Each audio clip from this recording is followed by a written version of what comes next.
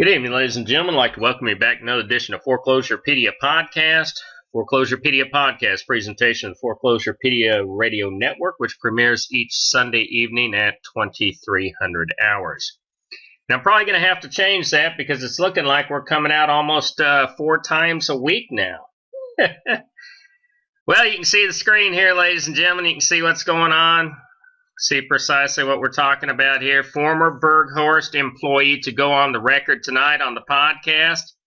We're going to interview a lady who worked for several years within the the Berghorst regime, as I like to call it. And we're going to speak with her about precisely how far back it goes with Heather Berghorst reaching out to contractors owed a substantial amount of money and forcing them into agreements to be paid, wherein Berghorst Enterprises would be allowed to make payments over extended periods of time. It's pretty earth-shaking. And, we're also, when we do these podcasts, we get a lot of Q&A that comes in on the Twitter feeds and also on our simulcast, because we field calls. I don't personally. My operations director does. She fields calls coming in and out. And we're hopeful that some of you are going to reach out to us tonight with some information, hopefully to run by this employee. But, here we are. As a board of directors member, this is Heather Berghorst. She's board of directors member, National Association of Mortgage Field Services, Berghorst Enterprises. We know precisely who they are. You can see they're also a National Association of Mortgage Field Services member. One of their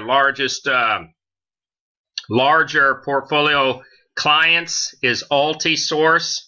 I want everybody to bear in mind tonight, Altisource remits payment generally within 10 days. Generally within 10 days. It's going to be very important during the course of this interview and everything else that I have reported upon. This is very important, ladies and gentlemen. We're going to drill down. We're going to hold out Heather Berghorst to be precisely who she is, in my opinion. She's a fraudster. Nothing more glamorous than that. She's a fraudster that sits underneath the umbrella of the National Association of Mortgage Field Services, headed up by Eric Miller. Eric Miller receiving a $100,000 a year plus salary, consuming over almost 70% of all membership dues. He and Adam Miles Preservation out in Southern California. If you're doing work with Miles Preservation and you reach out to me for help, I'm not going to help you. I'm not going to help you. If you're doing business with them, my opinion, don't do it with them. So let's get underway. Let me reach out, get her on the line. I think we have our source on the line this evening. Let's get this interview underway. So, ladies and gentlemen, tonight we're speaking with a former employee. We have her on the line. She hails from Michigan. And are you out there this evening, ma'am? Yes. Yeah, and so I'm kind of curious. So apparently you have some knowledge of the property preservation industry. We spoke a little bit earlier off air, and you spoke about the fact that you understood the the contractor perspective, but actually you work more in the management aspect. Ultimately, is that correct? Yes. And during the period of time that you worked, if you will, in the white-collar or management aspect, did you ever have occasion to hear of a company called Berghorst Enterprises? Yes, I did. I actually worked for them. Okay, and this is the company that she's speaking of tonight. And is it fair to state that Heather Berghorst was the owner or a owner of Berghorst Enterprises? Yes, she's the owner. Okay, very good. And while you worked, at Berghorst Enterprises, did you, while you were in the offices, have occasion to ever interact with contractors? I mean, day-to-day activities dealing with work orders? Yes, we did. We dealt with work orders by processing the information that we received through e-Thomas. We also made phone calls to and from contractors, and on occasion, the contractors would come into the office for meetings. And on those work orders, do you know whether or not they were? I'm presuming these were all foreclosed homes. Is that correct? Yes. And do you know whether or not these homes were, say, like HUD? Like, did you ever see any forms that said property of the United States Department of Housing and Urban Development, or were these primarily what's known as REO or bank owned? We did HUD, FHA, conventional, REO, all of those types of work orders. Holy cow! So that's so I'm curious. I always ask this of the people, excuse me, that I speak with. During your employment at Berghorst Enterprises, first I'm going to assume you were a W-2 employee. Yes. During that period of time, do you know whether or not you were paid in accordance with the Service Contract Act? I have no knowledge of that contract, so I'm not certain. Okay, and a pretty easy way to drill down and figure out if you were or weren't, did Berghorst Enterprises pay for all of your health care? No, they did not. They offered a health care option that would be taken out of our paychecks. Since it would be taken out of our paychecks, I always opted out. And did they offer you 401k? Yes, they did. Okay. And in addition to that, were you paid hourly or salary? Hourly? Okay. And I'm not going to ask you how much an hour, because I think this is something that perhaps you, excuse me, in the Michigan Department of Labor and the U.S. Department of Labor might want to discuss. However, I want to tell you this evening, the Service Contract Act basically states that there has to be a prevailing wage scale paid to any individuals whom perform services upon HUD contracts. And that means if you ever touched any paper, you did a phone call, anything like that, you're supposed to be paid SCA. I don't know your pay. I'm going to go out on a limb here, and I'm going to say it was probably well under prevailing wage. But so you may want to look into that, definitely. I want to talk to you, though, a little bit about Berghorst Enterprises. So you did handle the day-to-day operations, or you at least interacted with the work orders. You liaised with contractors. What I'm curious about is, were you ever privy to any communications from contractors stating that they weren't being paid, or they were being paid very slow, or that they had issues about pay? Yes, actually, I was one of the I don't know if I should say this, but I was actually one of their team leads, so I had direct contact with the contractors on a daily basis, all day long, and several of them would always ask questions about pay, when they were going to get paid, about not getting paid the previous week, always questions about pay, always. And did management at Berghorst, and when I say management, I would be speaking like Heather Berghorst, Doug Berghorst, Devin Berghorst, Brenda over in accounting, did management have any type of policy or protocol what people like yourself and your other colleagues were to respond back to those contracts, i.e., this is what you tell them, or perhaps maybe you're to stall them? Was there any understanding of how you were to handle that type of interaction? Basically, we weren't to discuss pay. We weren't to discuss the policies that were taken in office for updating. We weren't to discuss anything in-house with the contractors whatsoever. And was there any, to the best of your knowledge, any written policy or procedure that a contractor directly had access to say, for example, file a complaint or a grievance, i.e., in the hypothetical, I'm a contractor, I work for Berghorst, I haven't been paid in 70 or 80 days. Was there an official policy or procedure that the contractors were able to follow to get an answer or a resolution? No, definitely not. and definitely not anything legal. The only way for the contractor to communicate as far as the reasons why they were not getting paid was to email or directly call Heather Berghorst. And I know on several occasions she would leave them like nasty voicemails yelling at them and things about their pay, and basically she would always just fault the contractor and not anything Berghorst had done. Right. Now, I'm getting this in right now. I want to read you a quote, and this came in, excuse me, on our Twitter feed. And after I read it, I would appreciate it if you could tell me whether or not this was, if you will, the feeling or the perception within Berghorst. Hey, Paul, if you have not already conducted that interview, let me tell you what Heather Berghorst said to me years ago. The gist was, quote, "These contractors are more than compensated for their work. I write the checks that go out, thousands of dollars. They don't need that much money," end quote. Do you think that that is a fair statement? Do you think that Miss Berghorst or anybody at Berghorst had any animosity whatsoever in paying contractors? Oh, absolutely. Absolutely.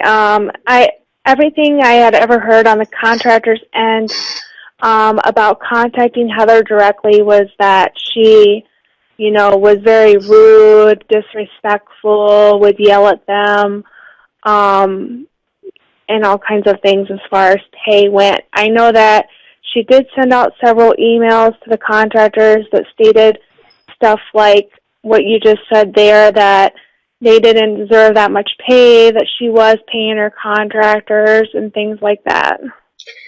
During your employment at Berghorst Enterprises, did you ever have occasion to hear of a company called Altisource?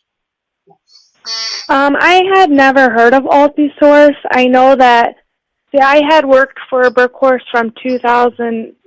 I had worked for them. Let me interrupt you there. Let's not drill down on any specific dates right now, okay, if you don't mind. I just feel it's best. Okay. Basically, they were getting involved with Altisource right at the time that they had let me go. Very good. And when these contractors from time to time would reach out and they'd say, for example, we're owed this money, we haven't been paid, do you have any knowledge whatsoever? Because and let me put in the framework of this question, if you will. I have multiple reports that state Heather Berghorst has reached out to contractors and directly negotiated with them long-term payment plans for monies that were owed as opposed to being paid on time and in lump sum. Were you familiar or aware or privy to any information that revolved around that type of concept? No, that I'm not aware of, no. Okay, very good. One of the other things that we've fielded a tremendous amount of information about was the fact that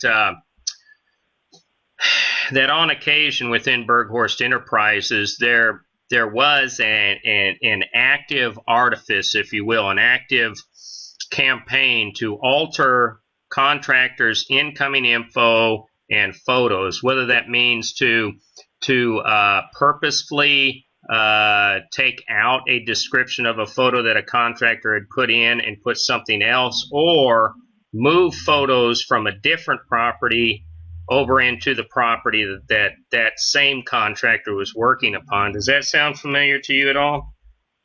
Yes, they would alter their photos and they would also alter their bids. And what do you believe, not that you saw any memo, but in your heart, your gut feel, what do you believe the reason would have been done, let's say, to alter the photos? I believe that it was, for the photos, it was in order to get payment on things that the contractor necessarily didn't do at the job.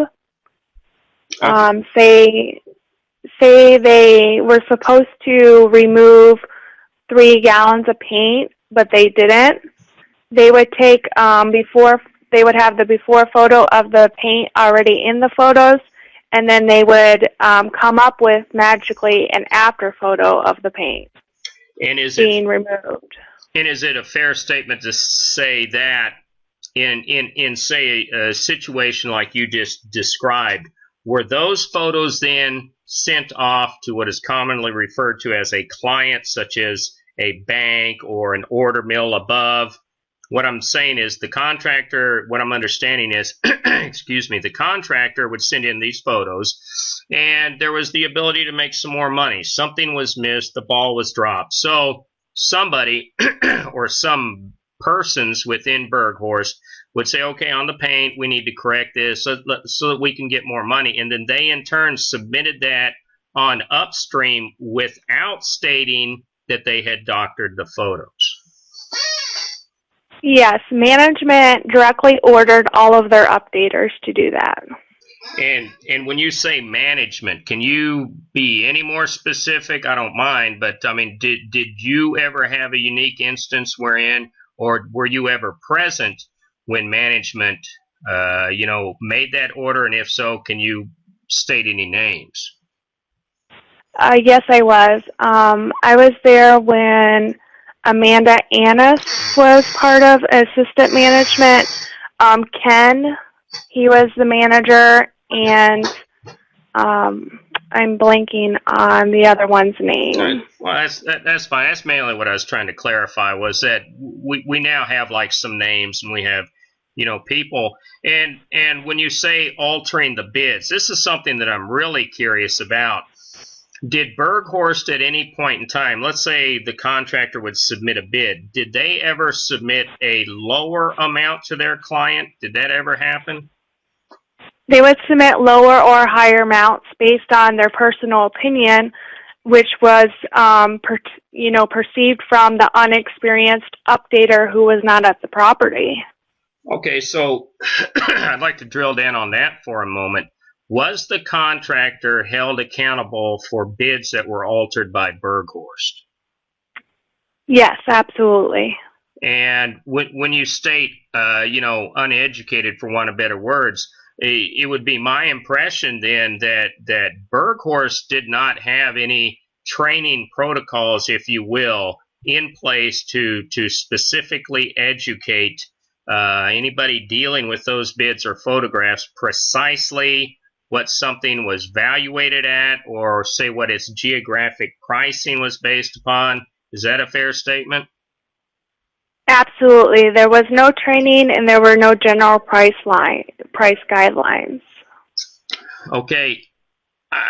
What I want to talk about, excuse me, now is I was actually notified about a unique situation, and this this occurred a couple of years back, and apparently Doug Berghorst, let me step back. Berghorst Enterprises, at least while you were there, did they have occasion to have holiday parties? Yes, they did. Every Christmas they would have a party.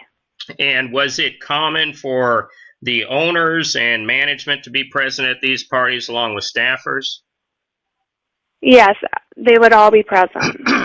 I'm under the assumption that several years back that Doug Berghorst had occasion to actually attend one of these parties, and in turn went out for a night of drinking and such with an employee of Berghorst. And when that employee returned the following day, as has been related to me anyway, the individual smelled like alcohol. Excuse me, and she was sent off for a drug test, and subsequently she was relieved of her command. Are you familiar with that situation at all? Yes. Okay, and could you tell me a little bit about it, or to the best of your knowledge, because neither one of us were obviously inside of the vehicle or anywhere that they went, but I'm curious, was this a family relative of Doug's, or because I presume Doug is a married man? Am I correct on that? Right. Basically, what it is she is an updater who had known the family for a very long time, approximately like 8 years or something like that. She had worked for the company for about 5 years. And what happened was they had a Christmas party, and everyone, pretty much all the staff was drinking. That wasn't provided by Berghorst. There was an open bar at the hotel where the event was held. However, Doug had taken certain people aside and was buying them drinks. And when that particular person returned to work the very next morning, they pulled her aside and made her take a drug test, and obviously she failed because she had went out partying with Doug till about 3 in the morning, and we started our shift at 7. And, excuse me, do you know whether or not Doug Berghorst was ordered to take a urinalysis? Not to my knowledge, he wasn't. And was it commonplace within your, at least within your interactions within Berghorst, was it commonplace to have random urinalysis? Was there any? No. That was the only time anybody had ever been tested for drugs, alcohol, or anything. And so it's also fair to state that everybody else you were aware of at that party at that point in time were not drug tested the next day either? They weren't. Very good. And and I think that's very, I bring that out for a half dozen reasons, but I think it's very important to point that out. You know, I excuse me, I'm also kind of curious. I'm going to ask you a couple of more questions. Did you have occasion to know of an accountant by the name of Brenda? Yes, she was their first accountant that they had at the office when I worked there, and when I left, there were a couple more. I was curious about that. You know, we're receiving some reports that apparently, and I don't know if you would have any knowledge of this, however, apparently when contractors do work, my understanding is work orders are submitted back to, in your case, Berghorst, when you used to work with them, and Berghorst would then submit, I presume, an invoice to their client, whether that's a bank or HUD or whomever, and then those accounts, you know, the monies would come in. And so I presume that Brenda at this point in time was in charge of that, and from what I understand, even up until very recently, within several weeks, was still in charge of that. What I also understand is that on multiple occasions, and I believe we touched upon it earlier, that clients had already paid, if you will, on those work orders. And whether it was based upon Brenda's negligence or upon Heather, Doug, or any owner or management's overt intention, contractors were not paid as soon as those monies came in. And I know you didn't do accounting, but I'm going to presume that that statement would be somewhat fair because you actually fielded complaints, I believe, from contractors saying, hey, we haven't been paid, what's going on? Right. Okay. You know, I really appreciate, you know, you speaking with us this evening. Personally, I'm going to look into the situation with the Service Contract Act, and I appreciate you coming out and putting on a very large pair of shoes, proverbially speaking, because it's very brave what you're doing. It's very brave what you and many others have been doing to date. And I think what this does is this gives, if you will, both the American public and hopefully at some point in time the United States Department of Justice an intimate look at precisely what was and what is going on in this industry. And my personal opinion, I don't know if you have one, but my personal opinion is that people are enriching themselves at the cost of contractors. Absolutely. Well, I appreciate you this evening, ma'am. We're gonna stay in touch with you. I'm gonna get you the information out on SCA. We hope to follow up with you in the very near future and maybe show you some progress, because you know Heather Berghorst and what I consider to be the Berghorst regime, we believe that they need to be brought up on charges. Foreclosurepedia is of the opinion that Heather Berghorst has been, is, and will continue to be involved in ongoing criminal activities, which crosses state lines, and that her artifice and scheme is indicative of a criminal enterprise. I'm not going to ask you your opinion on that. Mine, you know what? They can sue me and I don't care. But you have a good evening, ma'am, and we appreciate your time. All right. Well, thank you very much. Yes, ma'am. So there you have it, ladies and gentlemen. I mean, this is Heather Berghorst. She's a board of directors, member of the National Association of Mortgage Field Services. This is the first in many of former employees whom are going to reach out and speak with us. This thing is going to be huge. We've already reported upon the Altisource situation. We reported upon the former law enforcement lady. Berghorst screwed her all over on her money. She files suit. Berghorst finally cuts a check to her. I don't know. I don't know. I do not understand how law enforcement is not involved in all of this mess. And to me, it begins and ends. It begins and ends with this organization. It begins and ends with the National Association of Mortgage Field Services, in my opinion. And the reason it does, and like I have always pointed out, you have a set of canons of ethics that are not being followed. We're talking Canon 4, Canon 5. We're talking about multiple members, whether it's over at Boyd Property Preservation, still defrauding contractors. Eric Miller himself knows this. Adam Miles, I try to keep it politically correct, so I'm not going to use the profanity that I normally do and that I used to in the Navy. You have Heather Berghorst, now she's the secretary. She can't even keep the books at her own company. God forbid that she's doing the books now for NAMPS.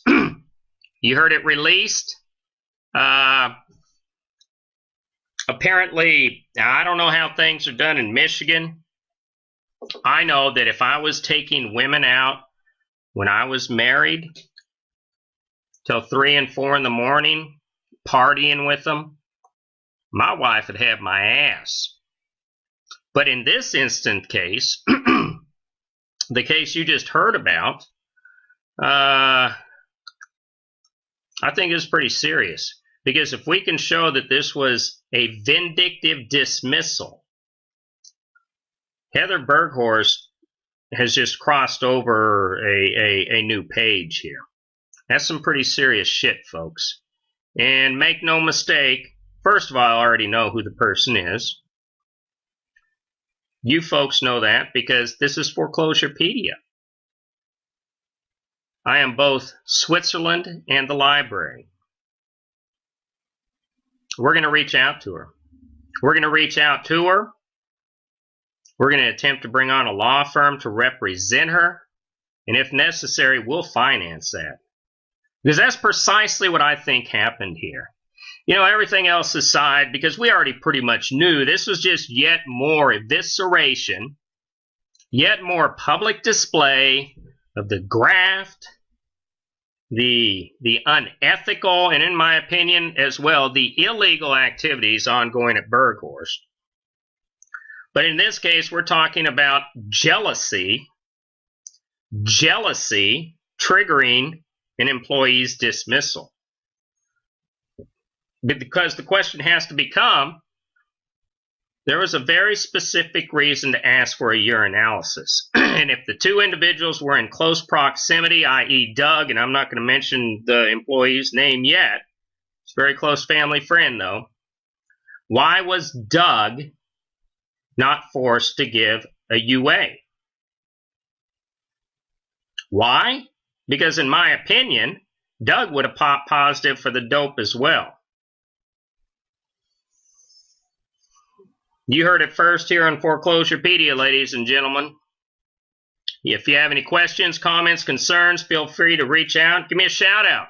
COO@foreclosurepedia.org. We're on Twitter. Foreclosurepedia. Google Plus, D. Paul Williams, Foreclosurepedia. LinkedIn, D. Paul Williams, Foreclosurepedia. We're not going to stop, ladies and gentlemen. We are not going to stop. And with the anticipated United States Department of Justice investigations, hopefully ratcheting up Q1 of next year, we're going to lay waste to this industry. The only question that people have to ask themselves is how much time, and do I want to play Monty Hall's Let's Make a Deal? Thank you.